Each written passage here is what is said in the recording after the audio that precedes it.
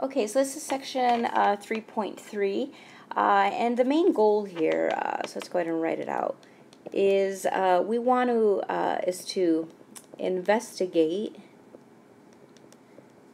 the nature of the point x equals 0, right? What's going around in that neighborhood of x equals 0 for a given differential equation, right? Specifically second order. And in order to kind of find out more information about this point, whether it's ordinary, whether it's what we're going to call regular singular, and of course, if it's not regular, then we call it irregular or irregular singular.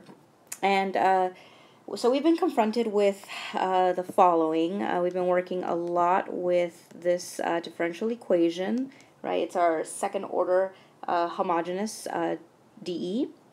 And here's our first derivative, c of x. And right where we have our analytic coefficient functions here. Now remember in section 3.2, I divided this equation, right, everything by a of x. And remember so I have y double prime plus, and then this function, right, this whole rational function, I called p of x, capital P of x, plus, and then I called this function q of x, and I forgot my y prime here. Let's not forget that. So y prime plus q of xy equals 0. And this guy, right, we called the standard form, right, of, let's just call this, well, let's see, your book, let's see, if you wanted to, actually, I don't think it names it, but I'll just call it star. The standard form of star, right, of this given differential equation. And this form is very nice because there are a lot of applications that have this specific form.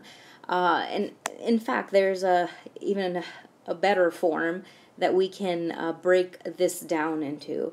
And so let me just go ahead and, so we're continuing, all right, this guy. So can we change the form? Can we manipulate this? And we actually can. I'm going to go ahead and just write it out and then explain it. So y double prime plus, this is a small p of x, not capital P of x.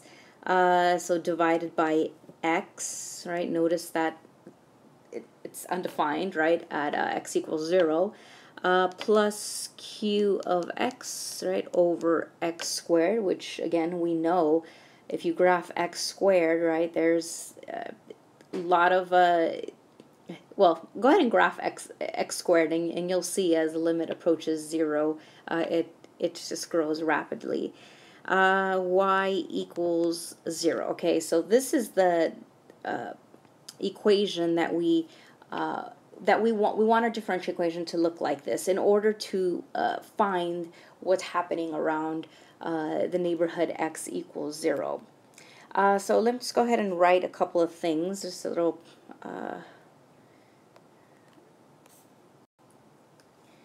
If P, and I'll go ahead and define what my P naught is, where it's really just P of 0. If P naught is equal to 0, which is equal to my Q naught, then our x equals 0 may be an ordinary point. Okay, otherwise, we have the following. So my P naught is really P of 0, right? P naught. Okay, so I'm taking the limit of my little p of x. So let me maybe make this, okay, so my little p of x and my little q of x are going to be these guys. So I'm going to take the limit, and I want to know what's happening, right, as x is getting really close to 0. And I also want to know the behavior So we have q of 0, which is really q naught, and again we're taking the limit as x approaches 0 of q of x. Okay, so what is my p of x and what is my q of x? And this is what you're going to find on your homework. Okay, so I'm just rewriting the limit as x approaches 0.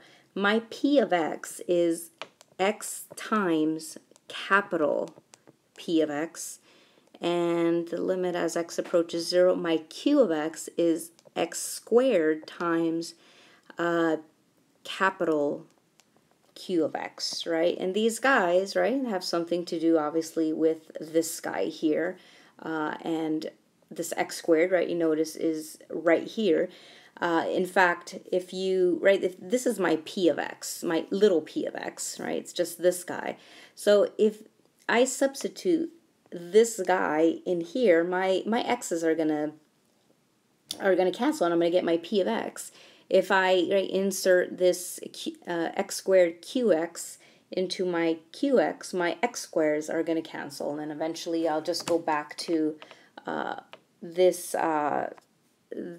form here.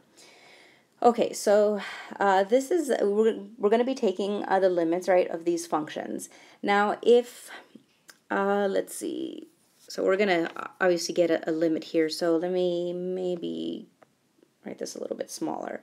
Okay, so here we're taking limits, and if the limit exists, right, that is it's finite, you actually get a number, then we say, so let's see, then, right, we say that x equals 0 is a regular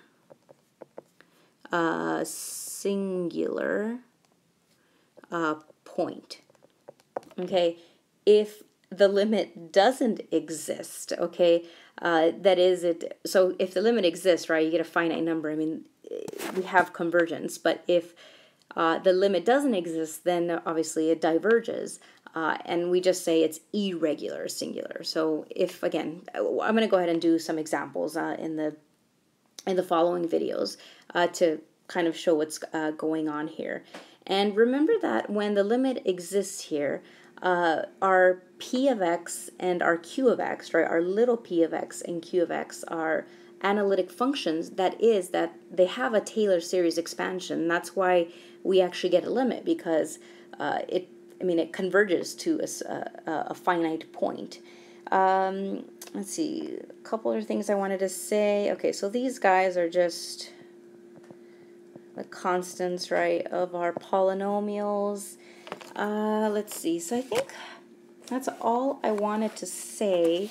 Actually, one more thing. Okay, so we have, if we get a limit, it's called, our point is regular singular, right? If the limit doesn't exist, we say it's irregular singular. And so let's go ahead and, okay, so if the limits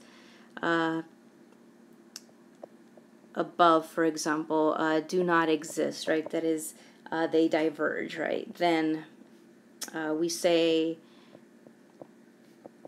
that this point is irregular singular. And let's see, okay, so we have,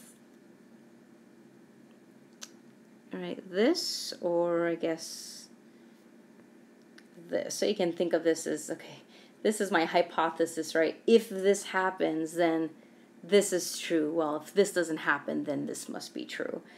And let's see, one last thing. If x equals 0 is a regular singular point, then we can proceed to finding two exponents, and we're going to call that R1 and R2, where R1 is greater than or equal to R2, and R1 and R2 here are real numbers, they're not imaginary numbers. By solving the following equation, which we call the indicial equation, because it has to do with indices. And let me go ahead and write this equation: plus and P naught R plus Q naught equals 0. And my P naught and Q naught are the same guys that I was talking about above. So I'll go ahead and stop here. There's again a lot going on here, but I think it's best to see a concrete example. So I'll stop here.